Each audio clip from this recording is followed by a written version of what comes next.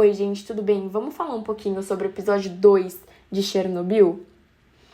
Bom, primeiro vamos começar falando o que foi esse desastre nuclear. Ele aconteceu no dia 26 de abril de 1986, na União Soviética, na cidade de Chernobyl, que fica localizada no norte da Ucrânia. Bom, durante uma manutenção de rotina, no quarto reator da central nuclear de Lenin, os trabalhadores eles planejaram usar o tempo de inatividade para testar se o reator ainda poderia ser resfriado se a usina perdesse energia. Durante esse teste, os trabalhadores violaram os protocolos de segurança e a energia dentro da fábrica aumentou. Apesar das tentativas de desligar totalmente o reator, outra onda de energia causou uma reação em cadeia de explosões no interior. Então, o próprio núcleo do reator foi exposto, lançando material radioativo na atmosfera e causando o derretimento do núcleo. Antes do acidente acontecer, o reator ele operava a 7% da sua potência, e as explosões provocaram um incêndio na casa de máquinas, produzindo chamas de até 30 metros de altura. A gente pegou um pronunciamento do Gorbachev, que era o secretário-geral do Partido Comunista Soviético, que ele deu na televisão estatal russa no dia 14 de maio, que ele disse que o acidente teve início quando a potência do reator inesperadamente aumentou durante a paralisação da quarta unidade. A emissão de vapor imediatamente provocou uma reação à liberação de hidrogênio, que aconteceu a destruição do núcleo e, consequentemente, a liberação de materiais radioativos. A explosão, a fim de causar a destruição do núcleo do reator, gerou um incêndio no teto da casa de máquinas, onde se encontravam os mecanismos empregados para a recarga do combustível. Houveram inúmeras tentativas de injetar líquido refrigerante no segmento inferior do núcleo, que foram realizadas visando reduzir a temperatura do sistema, mas não deu certo devido à impossibilidade de recirculação desse líquido refrigerante. A impossibilidade de controlar a temperatura da massa de grafite acabou permitindo sua combustão, com posterior fusão dos elementos combustíveis. A combustão, aparentemente, só foi detectada 3 dias após o início do acidente, e o incêndio só conseguiu ser estabilizado ao final de 5 dias. Bom, mas afinal, o que é um reator nuclear? Os reatores nucleares são o coração de uma usina nuclear. Elas contêm e controlam reações nucleares em cadeia que produzem calor por meio de um processo físico chamado fissão. Esse calor é usado para produzir vapor que gira uma turbina para gerar eletricidade. A principal função de um reator é abrigar e controlar a fissão nuclear, um processo no qual os átomos se dividem e liberam energia. Os reatores utilizam urânio como combustível nuclear. O urânio é processado em pequenos grânulos de cerâmica e empilhado em tubos metálicos selados, chamados varetas de combustível. Normalmente, mais de 200 dessas varetas são agrupadas para formar um conjunto de combustível. O núcleo de um reator é tipicamente composto por algumas centenas desses conjuntos, dependendo do nível de sua potência. Dentro do vaso do reator, as barras de combustível são imersas em água que atua como refrigerante e moderador. O moderador, então, ajuda a desacelerar os nêutrons produzidos pela fissão para sustentar a reação em cadeia. As barras de controle podem, então, ser inseridas no núcleo do reator para reduzir a taxa de reação ou retiradas para aumentá-la. Então, o calor gerado pela fissão transforma a água em vapor que aciona uma turbina para produzir eletricidade. O RBMK foi um reator nuclear bastante incomum projetado pelos soviéticos. Isso porque ele utiliza grafite como moderador e foi projetado para a produção de plutônio, além da geração de energia elétrica. A combinação de grafite como moderador e água leve como refrigerante é exclusiva desse reator, pois nenhum outro no mundo utiliza ambos. O RBMK tinha algumas falhas de design importantíssimas, principalmente a localização das hastes de controle, a estrutura de contenção e o coeficiente de vazio positivo do reator, que provaram-se bastante inseguros. Como funciona o RBMK? A central nuclear de Chernobyl é composta por 4 reatores do tipo RBMK, que representam 1000 megawatts. O núcleo do reator é formado por um empilhamento de grafite, de elementos combustíveis e dos chamados tubos de pressão. A água que atravessa os canais é aquecida quando entra em contato com elementos combustíveis, até a produção do vapor. O vapor movimenta 2 turbogeradores de 500 megawatts de potência cada um. O controle da reatividade é um fator essencial durante o funcionamento de um reator. Reatores resfriados por água fervente contêm uma certa quantidade de vapor no núcleo. Como a água é um refrigerante mais eficiente e um absorvedor de nêutrons mais eficaz do que o vapor, uma mudança na proporção de bolhas de vapor ou vazios no refrigerante resultará na reatividade do núcleo. A proporção dessas mudanças é denominada coeficiente da reatividade do vazio. Quando o coeficiente da reatividade do vazio é negativo, um aumento no vapor levará a uma diminuição na reatividade. Em reatores que o mesmo circuito de água atua como moderador e refrigerante, a geração de vapor em excesso reduz a desaceleração dos nêutrons necessária para sustentar a reação em cadeia nuclear. Isso leva a uma redução na potência e é um recurso básico de segurança. Eu vou contar um pouco sobre como ocorreu os fatos. Começa com a ruptura do circuito primário, que aí ocasiona a parada da turbina e das turbobombas de circulação, que faz com que o combustível superaqueça, e a água nos tubos de pressão vaporize. E, eventualmente, aconteça uma excursão crítica devido ao coeficiente de vários positivos, Na fase 5, acontece a reação do zircônio com a água a partir de 1200 graus. Também acontece a perda da estanqueidade do núcleo devido à ruptura da laje de concreto que se situa imediatamente acima do reator. Na fase 6, acontece a fusão parcial do combustível e a liberação dos primeiros rejeitos importantes ocorridos ainda no sábado 26/4. Já na fase 8, acontece o aumento da temperatura do empilhamento do grafite a 1200 graus. Na penúltima fase, acontece o início do incêndio do grafite, a entrada de ar pelo coletor rompido. E na última fase, começam as tentativas de se extinguir o incêndio pelos bombeiros, mas ocasiona também a explosão do vapor e ou H2 com vítimas e destruição. Bom, agora eu vou falar sobre o incêndio. Bom, a impossibilidade na utilização de água e dos produtos químicos, o risco devido à intensa radioatividade existente na área do reator, teve um caráter inédito do acidente, acrescido na sua função do betume, que recobria o piso de certas partes do prédio e que dificultavam enormemente a locomoção dos bombeiros, retardando assim consideravelmente o controle da situação. Diante as condições tão desfavoráveis para o trabalho das equipes de bombeiros, optaram pela utilização de helicópteros militares especiais que derramariam nos dias subsequentes pelo menos 5.000 toneladas de chumbo, argila, areia e boro sobre o que restou do reator. Agora eu vou falar um pouco sobre os efeitos de curto prazo e os efeitos de longo prazo. Bom, os efeitos de curto prazo, o maior problema depois do acidente é a exposição aos isótopos de iodo, principalmente o iodo 131.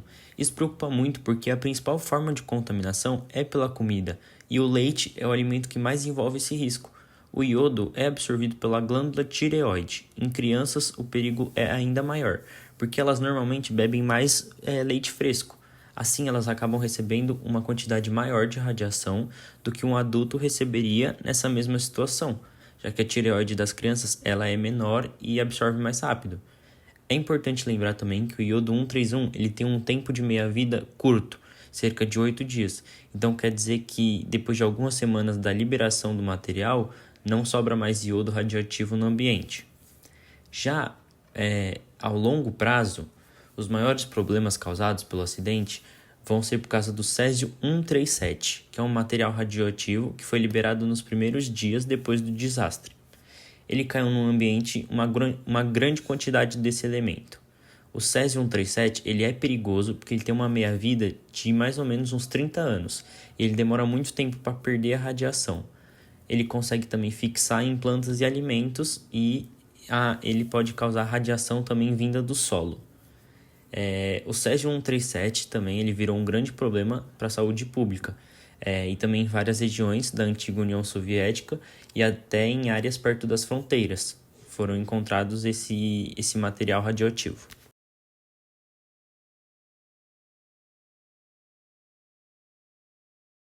Falando um pouco sobre elementos químicos, esses são alguns citados no episódio 2. O primeiro, que foi acho que o mais citado, é o urânio-235, e ele é um isótopo natural de urânio metálico, e ele é o único isótopo de urânio físsil capaz de sustentar a fissão nuclear. Em Chernobyl, ele era usado como elemento instável para fazer essa fissão. O segundo é o iodo, que ele é um elemento químico ametal, que pertence à série de halogênios. Em Chernobyl, ele era usado em forma de pílula para reduzir a radioatividade nas pessoas. Por último, o boro, ele é um elemento químico semimetal, que em Chernobyl foi usado na tentativa de conter as chamas da explosão do núcleo do reator. Agora indo um pouco para física e radiação. Os níveis de radiação nas áreas mais afetadas do prédio do reator são estimados em 300 sieverts por hora. Essa quantidade de radiação é suficiente para causar a morte em pouco mais de um minuto. A radiação derivada do urânio-235 é uma fonte significativa de radiação ionizante. Essa radiação tem a capacidade de produzir íons ao arrancar elétrons de um átomo. Por possuir energia, ele pode separar elétrons de outros átomos ou ionizá-los à medida que penetra a matéria. O urânio-235 é um isótopo físsil que, ao sofrer essa fissão, libera nêutrons e raios gama, que são ondas eletromagnéticas de altíssima frequência. Não possuem massa ou carga elétrica. A capacidade de penetração é superior a demais partículas, fazendo com que sua radioatividade passe tanto pelo papel como pelo metal ou até o chumbo, como mostrado na imagem. Agora, indo para algumas curiosidades. O último reator de Chernobyl foi desligado há apenas 14 anos. Chernobyl gerou um material chamado pé de elefante, que devido à intensa temperatura do cório, derreteu o concreto e o aço a 2.600 graus Celsius. Abandonada pelas pessoas, a cidade de Pripyat passou a ser povoada por animais como lobos, cavalos selvagens, castores e javalis. E especialistas afirmam que a região vai levar pelo menos mais de 100 anos até ser considerada livre de poluição radioativa. A radiação liberada ali foi tão forte que mudou de castanho para azul a cor dos olhos do bombeiro Vladimir Pravik, que foi mostrado na série. Ele trabalhou para conter o fogo da explosão.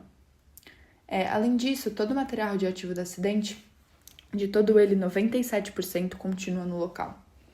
E o acidente em Chernobyl é o único que atingiu o nível 7 na escala internacional de eventos nucleares, o que torna o maior acidente provocado pelo homem em toda a história da humanidade.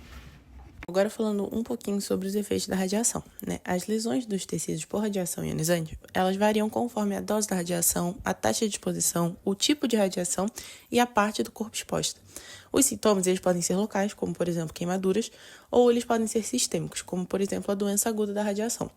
O diagnóstico é feito por história da exposição e, às vezes, o uso de contador de Geiger para identificar as partículas alfas.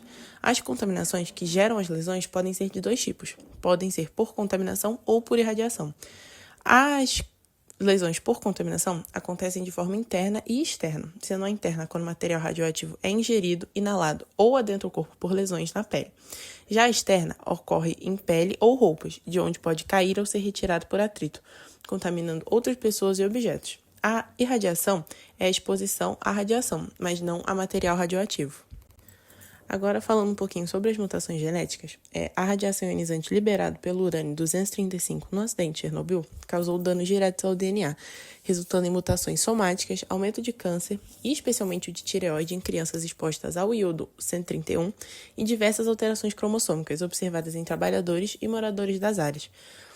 Embora a radiação possa afetar células reprodutivas, os estudos com descendentes de pessoas expostas não mostram aumento significativo de mutações hereditárias em humanos, possivelmente porque muitas dessas alterações não chegam a termo, enquanto em animais e plantas da zona de exclusão há ampla documentação de mutações hereditárias, instabilidade genômica e alterações fisiológicas. evidenciando que os efeitos genéticos da radiação foram substanciais, ainda que mais marcantes em espécies não humanas. Bom, agora eu vou falar um pouquinho sobre as consequências ecológicas em Chernobyl para os animais. A radiação, ela aumentou a taxa de mutações em animais, afetando assim o desenvolvimento, a reprodução, a taxa de sobrevivência e o menor número de filhotes a cada gestação. Em algumas espécies, eles observaram anomalias físicas, como cataratas prematuras, tanto em aves quanto em mamíferos, tumores e crescimento anormal também. Falando um pouquinho mais sobre esses efeitos, essas consequências na vegetação, teve morte e alteração de florestas, então a chamada floresta vermelha, ela sofreu uma morte massiva de pinheiros devido à radiação intensa logo após o acidente, logo após o acontecido. Também teve retardo do crescimento nas áreas mais contaminadas, então as árvores elas cresciam mais lentamente e as folhas e as sementes elas tinham deformações. Eles observaram também alterações na reprodução, então tinham taxas anormais de germinação e tinham mais mutações em sementes de pinheiros, bétulas e outras espécies também. Agora eu vou falar sobre a contaminação da cadeia alimentar. Os impactos sobre cadeias alimentares. Bioacumulação, que são elementos radioativos como césio-137 e estrôncio 90, se acumulam em plantas, herbívoros e carnívoros. Predadores apresentam níveis maiores. Efeitos que variam conforme a espécie. Espécies de vida curta, como insetos e pequenos roedores, sofrem mais com mutações, e espécies de vida longa sofrem mais com a bioacumulação. Agora fiquem com a reportagem de Chernobyl.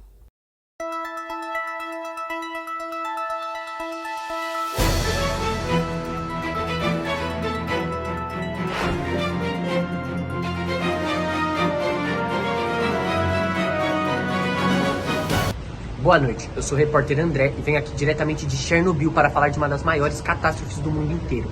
O reator 4 acaba de explodir. Bom, hoje eu trago informações exclusivas sobre o que realmente aconteceu, sobre os erros que permitiram essa tragédia e como, se a ciência tivesse sido ouvida com ética e responsabilidade, tudo isso teria sido evitado. Bom, estamos agora com o cientista do local, Dr. Lucas. Boa noite. Bom, eles disseram que foi apenas um pequeno incêndio, mas todos nós sabíamos os níveis de radiação que estavam sendo soltos. E, infelizmente, essa informação foi escondida e colocando milhares de vidas em risco. Bom, na ciência, a ética é um dos fatores mais importantes. É necessário nunca mentir, nunca esconder os dados e sempre priorizar as vidas. Se isso acontecer de forma transparente e respeitada na ciência, a evacuação teria sido imediata e milhares de vidas não teriam sido expostas à radiação. Para contemplar a minha fala, eu trouxe um colega de trabalho e cientista. Bom, boa noite, Lucas, muito obrigado. Bom, eu sou o cientista Pedro e o maior erro foi ignorar os sinais claros de perigo. Os instrumentos mostravam uma radiação extrema e eles o ignoraram. O outro problema que teve foram eles esconderem as informações da população e dos trabalhadores. Bom, mas o que a radiação faz na vida das pessoas? A radiação, ela destrói as células e o DNA do corpo humano. Quando os bombeiros chegaram, primeiro no local, eles sofreram queimaduras, queda de cabelo, vômitos e também falências de órgão. E os moradores de Pripyat receberam doses enormes de radiação sem saberem. Nos anos seguintes, houve um aumento de câncer de tireoide, leucemia e malformações. Todo esse impacto poderia ter sido menor se as informações fossem recebidas corretamente, os equipamentos de proteção e o isolamento da área também fossem comunicados à população. Estou agora aqui com moradores de Pripyat, cidade vizinha do acontecido. Conte um pouco mais pra gente da sua experiência. Eles chegaram aqui falando que era fumaça, eles não avisaram nada pra gente. Eles mandaram a gente sair correndo pro ônibus, eu não levei quase nada. E você? Conte um pouco mais. Os bombeiros chegaram sem proteção, ninguém explicou nada, ninguém falou que era radiação. Se a ciência fosse ouvida, nada disso teria acontecido. Bom, se tivéssemos o conhecimento de hoje, tudo seria diferente. Sensores mais precisos, protocolos de emergência, equipamentos de proteção e comunicação científica clara. Um acidente pode até acontecer, mas não precisa virar uma catástrofe. Bom, o maior problema não foi técnico. Foi, na verdade, a falta de ética científica. Fala de transparência e a falta de respeito pela vida humana. A nossa reportagem está chegando ao fim. Chernobyl nos faz lembrar que a ciência não é só tecnologia, é responsabilidade. Quando cientistas são silenciados, quando dados são escondidos, ou quando vidas são controladas atrás de interesses políticos, tragédias se tornam inevitáveis. Hoje, com mais conhecimento sobre a radiação e mais respeito pela ética, podemos evitar novos desastres. Mas só se a verdade científica nunca for calada.